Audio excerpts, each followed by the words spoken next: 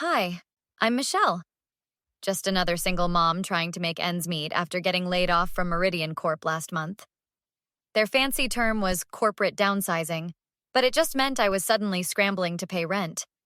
That's how I ended up standing at the gates of Whitmore Estate, palms sweating as I pressed the intercom. The sprawling mansion looked like something from a movie, not a place where I'd be scrubbing toilets.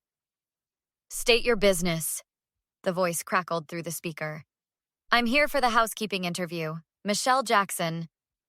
The gates swung open like I was being swallowed by a beast. Inside, a tall woman with perfect posture looked me up and down. "I'm Veronica, head of household staff. Mr. Whitmore doesn't typically conduct these interviews himself, but he's insisted today." She led me through rooms larger than my entire apartment. In the study, a man stood with his back to us, staring out floor-to-ceiling windows. "Sir, the applicant is here." He turned slowly. "Michelle, is it?" Jacob Whitmore had cold eyes that seemed to calculate my worth in dollars. "Your references check out, but I need to be clear about something. This household runs on discretion. We value privacy above all else." "Yes, sir. I understand." "Do you? Because the last 3 maids didn't. You'll be assigned to the East Wing, including my son's quarters." A soft knock interrupted us. A teenage boy in a wheelchair rolled himself in, thin arms struggling with the wheels. "Dad, He stopped when he saw me. "Sorry, I didn't know you had company." "This is potentially your new maid, Michelle." "Michelle, this is my son, Tyler." Tyler gave me a shy smile that transformed his pale face. "Nice to meet you." "You too," I smiled back. Jacob cleared his throat. "Tyler, we've discussed interrupting meetings." The boy's smile vanished. "Sorry, Dad." He backed his wheelchair out so quickly he bumped the door frame. After I was hired, Veronica showed me around. "You'll clean Tyler's room daily.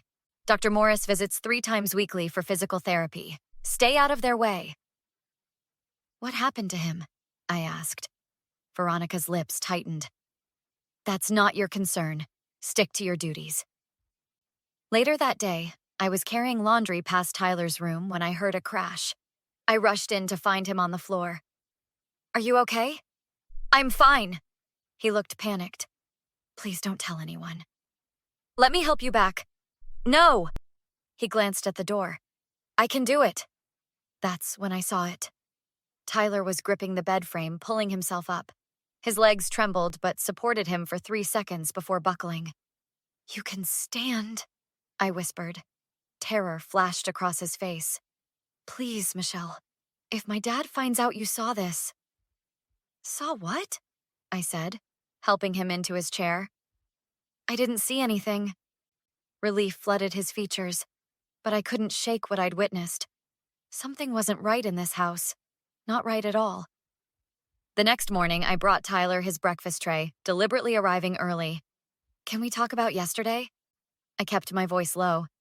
Tyler glanced nervously at his door. "Not here. My dad has cameras." "The garden? I could take you for some fresh air later." He nodded quickly. That afternoon, under a massive oak tree away from the house, Tyler finally opened up. "I can stand, sometimes even take a few steps, but my dad doesn't know." "Why hide it? Wouldn't he be thrilled?" Tyler laughed bitterly. "You don't know my dad. This wheelchair keeps me under control. If I could walk—" He trailed off. "How long have you been pretending?" "I was in an accident when I was 12. Had real injuries then, but I've been recovering for years. Dr. Morris says I could walk normally with proper therapy." "Then why doesn't he—" "Money. Dad pays him a fortune to maintain the charade." Over the next 2 weeks, we developed a routine. I'd help Tyler exercise his legs in secret while pretending to take him for air. He was getting stronger every day. One morning, I was cleaning Dr. Morris's temporary office when I noticed a folder labeled Whitmore, Tyler, Confidential. I shouldn't have looked, but I did. The medical records were clear. Patient shows significant improvement. Full mobility possible with continued therapy. No physiological reason for wheelchair dependency. I snapped photos with my phone just as the door opened. "What are you doing?" Dr. Morris stood there, face flushed. "Just cleaning like I'm paid to do. I tucked my phone away. That file is confidential. Like the fact that Tyler could walk if you weren't helping keep him disabled? His face went white. You have no idea what you're talking about. Don't I? No physiological reason for wheelchair dependency. Your words, not mine. Dr. Morris slumped into a chair. Jacob would ruin me. I have a practice, a reputation, and a patient you're deliberately keeping disabled. It's complicated. When Tyler turns 21, he inherits everything from his maternal grandfather. Millions. Jacob controls it all as long as Tyler is incapacitated. That night, I encountered Tyler's mother in the hallway. Regina Whitmore was a wispy ghost of a woman, eyes unfocused. Are you all right, Mrs. Whitmore? She looked through me. Did Jacob send you? I already took my pills. What pills? My anxiety medication. Makes everything floaty. She wandered off, trailing her fingers along the wall. The next day, Veronica cornered me in the linen closet. You're snooping. Stop it. You know about Tyler, don't you? Her face hardened. This house pays my salary, a generous one.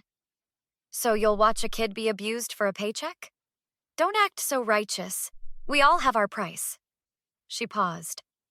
Mine is my sister's medical bills. What's yours? I don't have one. Then you'll be gone soon.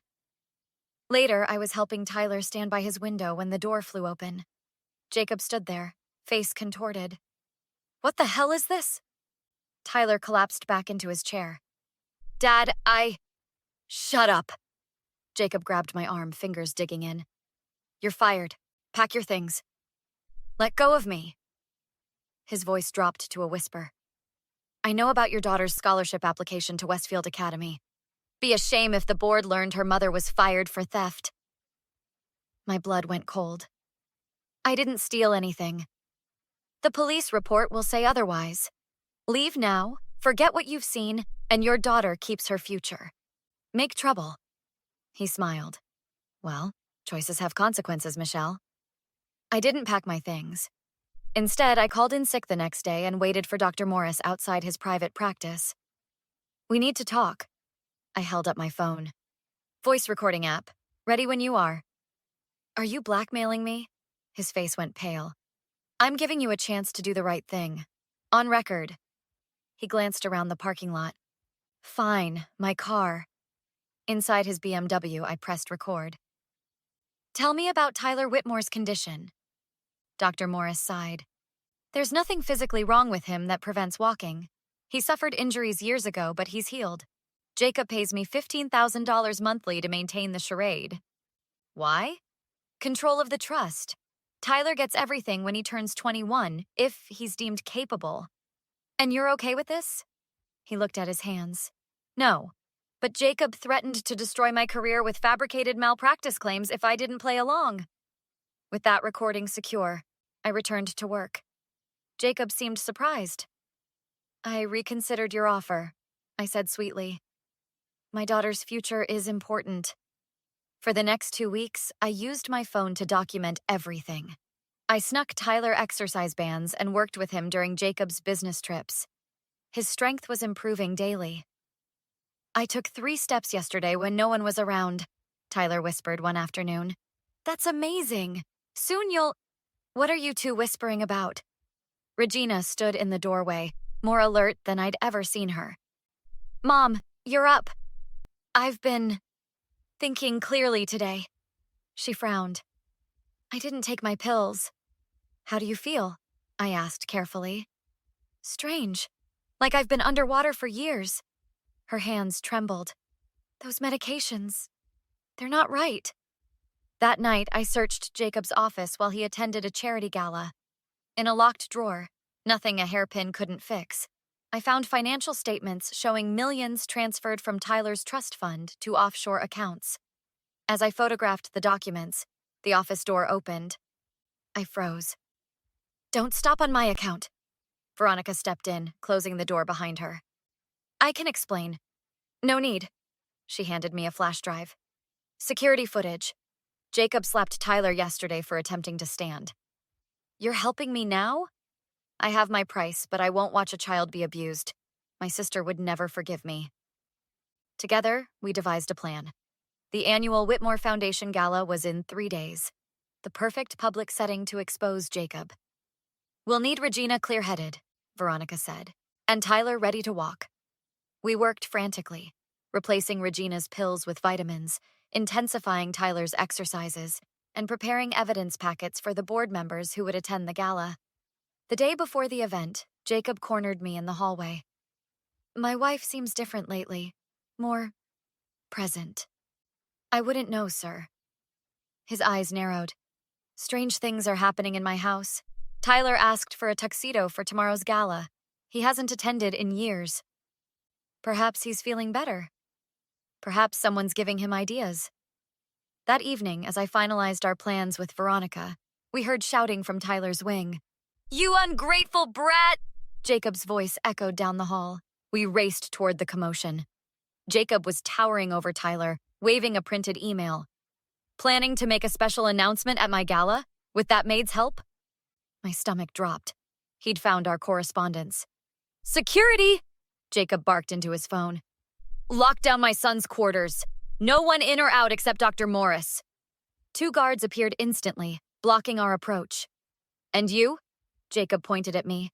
"You're finished. I warned you about consequences." As they dragged Tyler away, he managed to lock eyes with me. "Tomorrow," he mouthed silently, "no matter what." Jacob had me escorted off the property, but he didn't know about the service entrance key Veronica had slipped me. At 7 p.m., as luxury cars pulled up to the mansion for the gala, I snuck back in through the kitchen. Veronica was waiting. "They've got Tyler locked in his suite with a guard. Regina's been asking for him. She's more lucid than I've seen in years." "We need to move fast. Did you get the evidence packets to the board members?" "On their seats, and I've alerted security about a special presentation during dinner." We split up. Veronica headed to distract Tyler's guard while I slipped through the servant's passage to his wing. I found him sitting by his window, dressed in his tuxedo. "Ready for your big entrance?" He spun around. "Michelle, how did you—" "No time. Can you walk from the main staircase to the ballroom?" "I've been practicing all day. I can make it." The hallway was clear. Veronica had worked her magic. We took the service elevator to the floor above the ballroom. "Nervous?" I asked as we positioned ourselves at the top of the grand staircase overlooking the party. Terrified, but also free. The ballroom below was packed with Atlanta's elite. Jacob stood at the podium, mid-speech about the foundation's charitable work. Regina sat at the head table, fidgeting with her water glass. I texted Veronica, "Now." The lights dimmed. A spotlight hit the top of the staircase where we stood. Every head turned upward. "Ladies and gentlemen," I announced, "Tyler Whitmore would like to make an entrance." Jacob lunged for the microphone. "Security!" But it was too late. Tyler stepped into the spotlight, gripping the banister with one hand. Then deliberately, he let go. Step by step, he descended the grand staircase. Gasps rippled through the crowd. Phones came out, recording. "That's impossible," someone whispered. Jacob went white. "Tyler, get back to your room immediately." "No, Dad." Tyler's voice rang clear. "I'm done hiding." He reached the bottom step, standing tall. The room erupted in applause. Regina rushed forward. "My baby, you can walk." "He always could," I said, following Tyler down. "Your husband paid Dr. Morris to keep him dependent. Ask him yourself." All eyes turned to Dr. Morris, who stood frozen by the bar. "Is this true?" demanded William Parker, head of the Whitmore board. Dr. Morris looked at the faces surrounding him. "Yes. Jacob threatened my practice if I didn't comply. The medical records prove it." "It gets worse," Veronica added, distributing folders to board members. Financial records showing millions diverted from Tyler's trust fund. Regina slapped Jacob hard across the face. "You drugged me for years to hide this? To steal from our son? You don't understand," Jacob sputtered. "The business needed Officers Wilson and Ramirez." William nodded to 2 men I hadn't noticed. "I believe you've heard enough for those fraud charges." 2 plainclothes police officers stepped forward, handcuffs ready. "You can't do this." Jacob backed away. "This is my company." "Not anymore," William said, Emergency board vote. You're out, effective immediately. 6 months later, Jacob was serving 5 years for fraud and financial exploitation of a dependent. The board appointed Regina as interim CEO, with Tyler shadowing her to learn the business before his 21st birthday. As for me, I accepted their offer to become household manager. No more scrubbing toilets, now I ran the place. Tyler walked into my office one day, no wheelchair in sight. Jacob's lawyer called. He wants to apologize, make amends. What did you say? He smiled. I told him some debts can never be repaid. Some bridges stay burned. What would you have done if you were Michelle? Would you have risked your daughter's future to expose Jacob's abuse? Or would you have walked away to protect your own family? Some might say Michelle should have minded her own business and protected her daughter first, while others believe standing against abuse is always worth the risk. What's your take? If you enjoyed this revenge story, please hit that like button and subscribe for more compelling stories. Share your thoughts in the comments below. I'm curious to see whose side you're on.